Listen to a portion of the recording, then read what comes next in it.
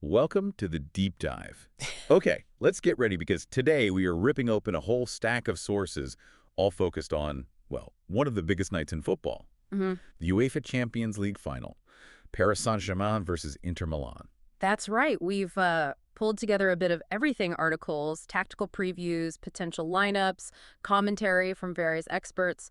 Basically everything you need to really get the picture of the build-up to this massive match in Munich. Yeah, and our mission today, it's pretty simple, really. We want to unpack all this stuff, find the most important nuggets, the key insights, and just give you that shortcut to understanding the dynamics, the players to watch, the storylines, cut through the noise. Exactly. It's a proper deep dive into the thinking, the analysis, the paper trail surrounding, well, the biggest game in European club football. Okay, then let's unpack this. So right off the bat, let's just set the scene based on what the sources are telling us. We know the final is in Munich, Allianz Arena, and pretty much everyone seems to agree this matchup is fascinating, a real clash of styles. Oh, absolutely. That phrase comes up again and again. On one side, you've got Inter Milan. The sources paint them as kind of gnarly streetwise, definitely bringing a ton of experience. Right. They were in the final just last year, weren't they? They know this stage. Yeah. And they're going for, what, their fourth title? Exactly. And then you have PSG. The sources see them as younger, maybe, more pleasing on the eye, but chasing that first ever Champions League trophy. So you've got that classic dynamic right there. Yeah, experience versus youth, ambition. It's all playing out on the biggest stage. And one interesting little detail from the sources that might play a part, the weather. It's meant to be absolutely scorching in Munich. Oh, really? So that raises a question, doesn't it? Does that heat mean we get a slower, more cagey game, or will they still go for it? A rip-roaring tie despite the conditions? It's definitely something to think about tactically. Now, how about those expected lineups? The sources give us some probable teams. They admit it's speculation, but it feels like, the likely choices from Luis Enriquez and Simone Inzaghi. Okay, so for PSG, what are we looking at? Well, the consensus seems to be a 4-3-3. So Donnarumma in goal, then Hakimi, Marquinhos, Pacho, Nuno Mendes across the back. Left-handed back four. Yep. Then midfield, João Neves, Vitinha, and Fabian Ruiz. And up top, Dembélé and Kvaratskhelia are pretty much nailed on. The only real question mark seems to be that third attacker Desiree Doué or Bradley Barcola. Right, Doué started both legs against Arsenal in the semis, didn't he? So maybe he gets the nod. Could be, but the key thing the sources stress for PSG is fitness. They're apparently completely fit. No major injuries, which is huge going into a final. So, yeah, just that Doué or Barcola decision, really. Okay, and Inter Milan, sticking with the usual. Looks like it. Inzaghi is expected to go with that familiar 3-5-2, Summer in goal, back three. Well, Acerbi and Bastoni are certainties. That third spot is interesting, though. Could be Bissek, could be Pavard, who's back from injury, which is a big boost for them, or maybe De Vrij. Pavard being back is significant, yeah. Definitely. Then the midfield five, Dumfries on the right, Barella, Çalhanoğlu, Mkhitaryan in the middle. And then on the left, it's likely DiMarco, but maybe Carlos Augusto. So a choice there, too. A choice there, yeah. And then up front, no surprises, Lautaro Martínez and Marcus Thuram, that partnership. So yeah, a couple of minor tweaks possible, but the core shapes are set. Which brings us back to that big theme, right? The clash of styles, but really driven by that massive difference in experience versus youth. It's stark, isn't it? When you see the numbers the sources pulled out, Inter's likely starting 11, average age, 30 years and 4 months. 30, wow. And PSG? PSG, 24 years and 7 months, like a full 6 years younger on average. It's pretty incredible at this level. And that's not just a number, is it? Like you said, Inter have players who were there last year. They felt the specific pressure. Exactly. Loads of them started the 2023 final. For PSG, the sources reckon Marquinhos might be the only starter who's played in a Champions League final before. So does that mean a faster game suits PSG? Fresher legs? Maybe. While Inter would prefer it slower, more controlled, using their experience. That seems to be the thinking, yeah. The battle for the tempo could be absolutely crucial. But the sources are also careful not to just, put them in boxes. Right, they're not one-dimensional. No. Both teams are described as, multifaceted. PSG has that blistering speed, Dembélé, Doué, or Barcola, but they can build play too. Inter aren't just sitting back. They've got real quality and understanding between Martinez and Thuram up top. That two-striker system is pretty unique. So maybe this final challenges that old idea. That experience always trumps, like tactical smarts or raw talent. It's about how you use what you've got. Could be. And looking at how they actually got here, their paths to Munich really underlines those different approaches. Both took down giants, didn't they? Yeah, PSG had Liverpool and then Arsenal in the knockouts, and the sources describe their play as just dominant. Pitch control, high press, steady build-up, basically tilting the field their way. The numbers since matchday 6 are pretty wild, like 2.45 points per game, 30 goals scored, a goal difference of +21, just relentless. And the underlying stats back that up. Totally. They rank really high in shots per possession, limiting opponent shots, recovering the ball high up, successful take-ons, direct attacks, build-up attacks. It's the profile of a young, aggressive front foot team. Quantity of pressure. Okay, and Inter. They had Barcelona and Bayern Munich. Yeah. How did the sources describe their wins? More like quality over quantity, like a collective, sturdy veteran team. They basically dare opponents to break them down with individual magic, but they're always ready to hit back on the counter. So their stats look different. Yeah, completely different focus. Inter ranks high in take-on win percentage, so hard to beat individually. They score a lot from high turnovers, punishing mistakes, and crucially, their expected goals per shot is good, but their expected goals allowed per shot is really low. Meaning opponents might shoot. But they don't get many good chances. Inter are brilliant at limiting the quality. It's a really fascinating statistical contrast reflecting those styles perfectly. Okay, let's zoom in on some key individuals then. The guys the sources think could really decide this thing. Starting right at the back, the keepers. Sommer for Inter, Donnarumma for PSG. Both were apparently immense in the semifinals, like genuinely MVP-level saves that got their teams through. Yeah, I remember reading that, and it's interesting the sources point out both have had, tricky periods in their careers, had to bounce back from criticism. Definitely. Sommer, he's 36 now, the veteran, credited with at least 5 world-class saves against Barca in that second leg. Just incredible. And Donnarumma for PSG, he made some huge stops against Arsenal too, right? Denying Odegaard, Martinelli, Saka. Game-changing saves. Absolutely. And what if it goes to penalties? The sources basically say it's impossible to call. Because they both have great records. Yeah, amazing records in shootouts. Sommer saving Mbappe's penalty at Euro 2020 is iconic. Donnarumma, he's won 6 out of 7 shootouts he's been in, including the Euro 2020 final for Italy. So yeah, if it gets that far, wow, tough call. Okay, moving upfield. PSG's midfield gets a lot of attention in the sources, doesn't it? That trio, João Neves, Vitinha, Fabian Ruiz, called the engine room. Yeah, they get huge praise. Maybe not the most physically imposing guys, but the analysis says they just control games, the tempo, the rhythm. How so? Just their ability to keep the ball. Apparently, they make it incredibly hard for opponents to get a touch sometimes, like 45 seconds, even a minute, where PSG just circulate possession, wear the opposition down mentally and physically. But it's not just keeping the ball for the sake of it. No. They find those line-breaking passes into the final third, and they're crucial in the press, too, winning it back high. One source literally called them the best midfield combination in Europe right now. High praise. And Warren Zaire-Emery gets a mention, too, as having played ahead of Ruiz sometimes. Yeah, he's rotated in there as well. Shows the depth they have in that area. Okay, further forward for PSG. Ousmane Dembélé. Probably the most talked about player in the build-up, wouldn't you say? Oh, easily. His season is described as just an explosion, finally showing that unbelievable potential everyone knew he had. Yeah, his career's been a roller coaster, hasn't it? Rennes, Dortmund, the huge Barcelona move, all the injuries, even those funny quirks like being scatterbrained or not knowing his best foot, and his friendship with Mbappé. But this season, wow. Especially since the turn of the year, the numbers are frankly ridiculous. 48 games, 33 goals, 12 assists. 33 goals. I know. And the sources are genuinely talking about him as a Ballon d'Or frontrunner if PSG win this.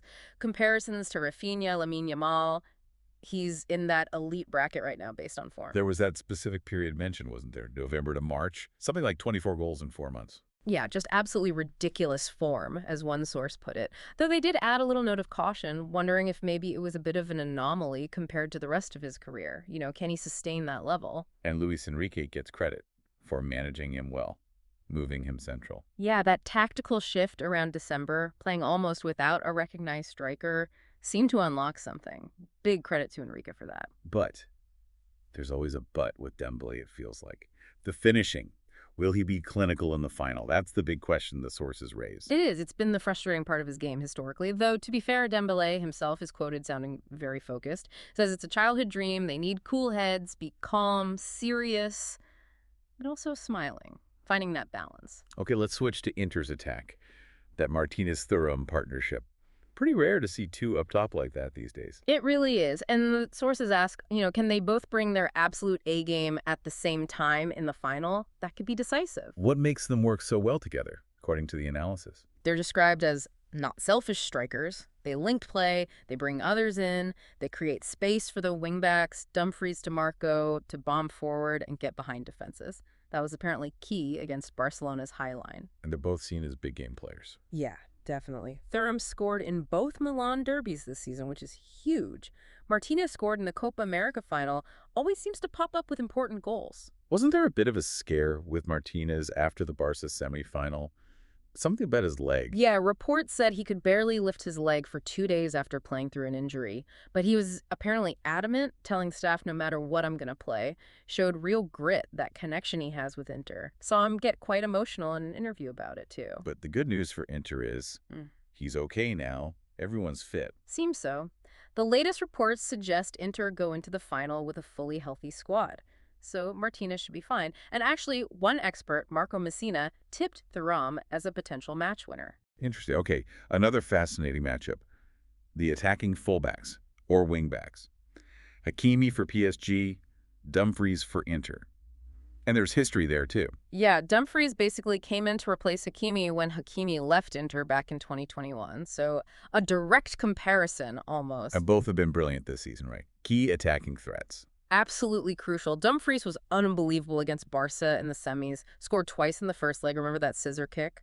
And then set up Martinez in the second leg, just immense. And Hakimi scored PSG's winner against Arsenal, also decisive. Exactly, and Hakimi even commented on Dumfries' pre-match, acknowledged his aerial ability. Hakimi joked he's terrible in the air, but then had a little dig, suggesting it's maybe easier playing wing-back in a 3-5-2 compared to a back four. There's a needle there. Love that. What did the stats say about them? It's interesting. Very close on ground duels won, tackles per game. Hakimi gets more interceptions, quite a few more actually, but Dumfries is way, way more dominant in the air.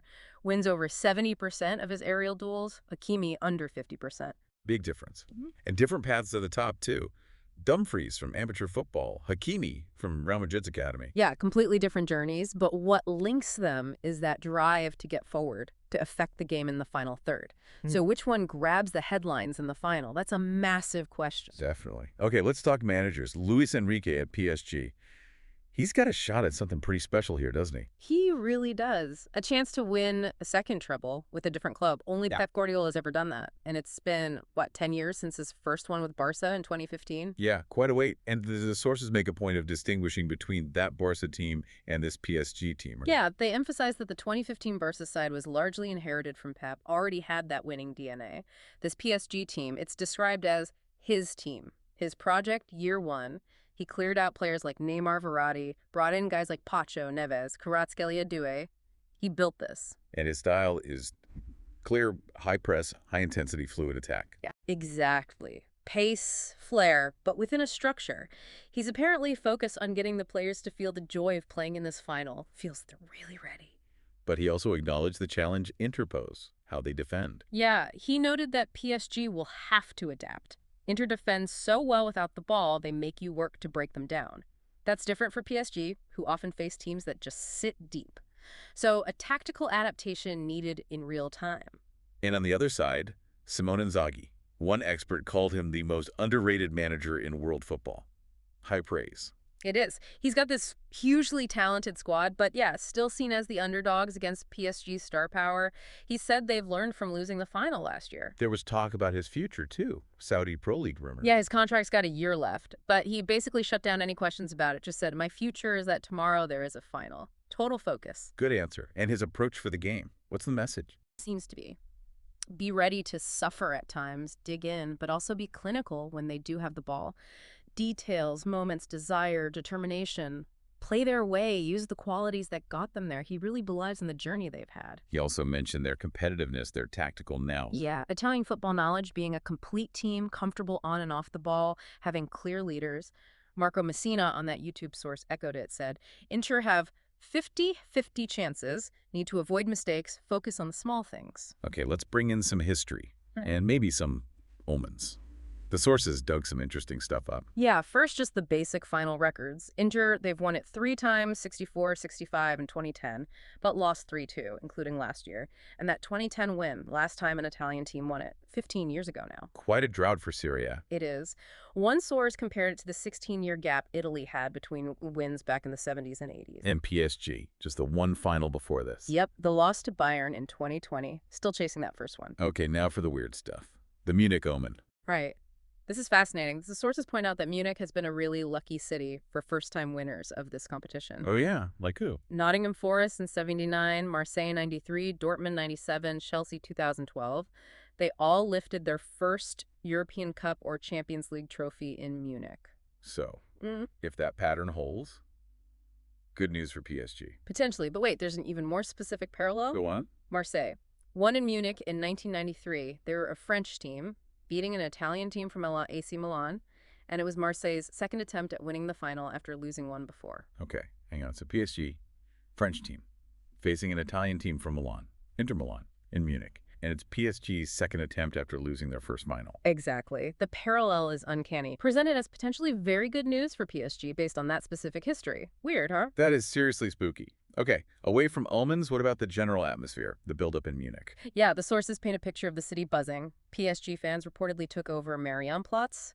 Inter fans near the official fan zone, flares going off, you know, the usual big final energy. And quotes from fans capture that feeling. Totally. Lots of excitement, hope. A chef saying he has a good feeling. A finance guy feeling much more confident than in 2020, thinks it's ours. Another fan just soaking it in, saying even a loss is progress. Their second final, something to celebrate.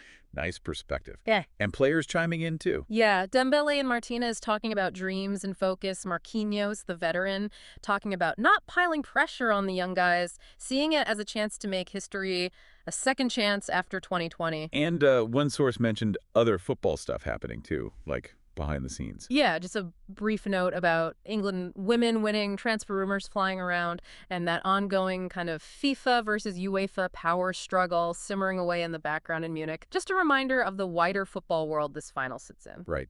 Okay, the moment of truth then, almost. Yeah. Expert predictions. What are the sources saying? Is there a consensus? Not really. It's pretty mixed, which tells you how tight people think this is. Okay, give us some scores. Who likes Inter?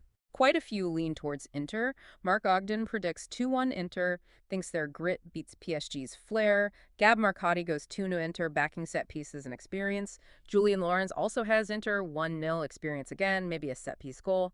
Tom Hamilton sees more goals, 3-2 Inter, backing Inzaghi and Inter's ability to just, wrestle out a win. So a strong lean towards Inter from those guys. Anyone backing PSG? Yeah, Bill Connolly picks PSG 1-0, basically playing the odds, saying PSG create more chances. Eventually, one has to go in.